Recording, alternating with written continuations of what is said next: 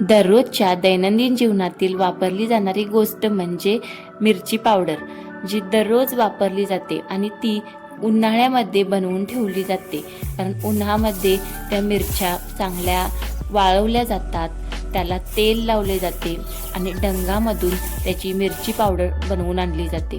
आणि त्या मिरची पावडरमध्ये घालण्यासाठी जो मसाला बनवला जातो त्याची ही अशी तयारी केली जाते. तर इथे भरपूर सारी लसूण सोलून घेतली होती, सुके खोबरे कट करून घेतले होते आणि हा जो सगळा मसाला आहे तर तो चांगला भाजून घेतला. इथे धने भाजून घेतले, धने भाजल्यानंतर जिरे भाजून घेतले, जिरे भाजले चांगले. त्यानंतर बाकीचे मसाले सर्व भाजून घेतले, जसे की तीळ. हे तीळ आमचे घरचे तीळ होते, कारण आम्ही दरवर्षी शेतामध्ये तीळ घालतो. तर नेहमी आम्ही घरचे तीळच वापरतो जेव्हा आम्ही मिरची पावडरचा मसाला बनवत असतो तेव्हा. आणि हे सुके खोबरेसुद्धा चांगले भाजून घेतले, अगदी त्याला अशी वाफ येईपर्यंत चांगले भाजायचे. मसाले जेवढे चांगले भाजले जातील तेवढीच चांगली चव त्या मिरची पावडरमध्ये मसाल्यांची उतरते. त्यामुळे मसाले चांगले व्यवस्थित भाजून घ्यायचे. हे सर्व मसाले भाजून घेतले आणि त्यानंतर जे खडे मसाले आणले होते बाजारातून तर ते सर्व काढून घेतले. तर हे सर्व खडे मसाले असे आणले होते, ते एक एक करून असे काढून घेतले. हे आहे दगडी फूल, आणखी हे आहे बदाम फूल, हे आपली दालचीन.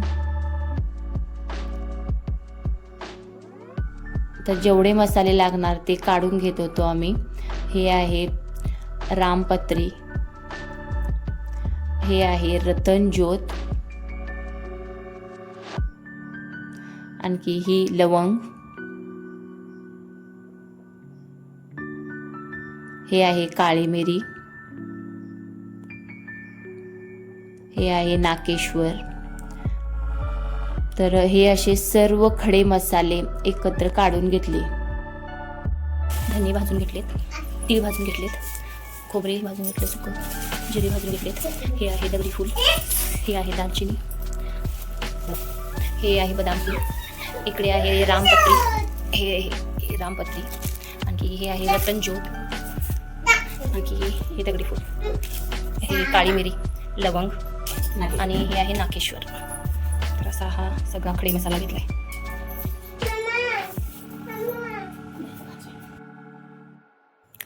हे सर्व खडे मसाले एक एक करून असे गरम करून घ्यायचे आणि गरम करताना प्रत्येक खडे मसाल्यामध्ये खायचे तेल वापरायचे. सगळ्या खडे मसाल्यांमध्ये जेवढे काही खडे मसाले आता काढून घेतलेत त्या सगळ्यामध्ये चांगले ते तेलामध्येच गरम करून घ्यायचे, त्यामुळे चांगली चव येते चटणीला. तर इथे आम्ही सगळे खडे मसाले चांगले तेलामध्ये गरम करून घेतले आणि हा जो सर्व मसाला गरम केला होता तो एकत्र असा भांड्यामध्ये काढून घेतला आणि तो थोडा गार होण्यासाठी ठेवून दिला. तर इथे खूप वेगवेगळ्या प्रकारचे खडे मसाले घेतले होते. तुम्ही तुमच्या आवडीने घेऊ शकता, म्हणजे कोणते खडे मसाले जास्त हवे आहेत, कोणते कमी आहेत, त्यानुसार तुम्ही क्वांटिटी घेऊ शकता.